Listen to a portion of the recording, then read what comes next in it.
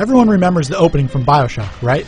Your plane crashed, the water was on fire, and climbing into Rapture was your only option. Not so in Bioshock 2.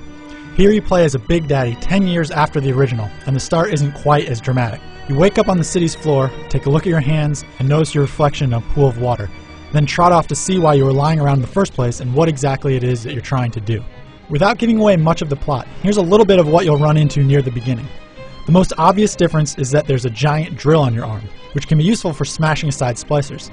It's not long until you get your first plasmid, good old electro bolt, which you can use to stun and damage enemies, especially if they're standing in a pool of water.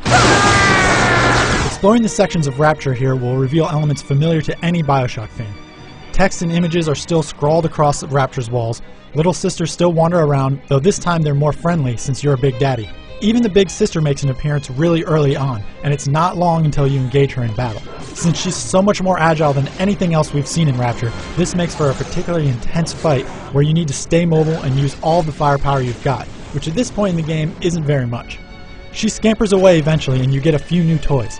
The rivet gun shoots out projectiles or trap rivets that work sort of like proximity mines. You'll get a telekinesis plasmid so that you can grab a hold of objects and hurl them at enemies. A hack tool can fire darts from afar at things like security cameras to turn them friendly, and the new hacking minigame plays out in real time. The fact that you can wield plasmids and weapons simultaneously makes it easy to take advantage of all of your abilities, and it'll be interesting to see how that develops further into the game. One of the most intriguing parts of the intro bits is an underwater section where you actually go out onto the ocean floor and walk around. It's a linear bit, so there's not much exploration to do, but it stands out here because it reinforces the idea that you're inside of a giant diving suit instead of just some puny human on a lot of drugs. That's only a tiny bit of the overall experience, and we're looking forward to seeing what lies further in Bioshock 2.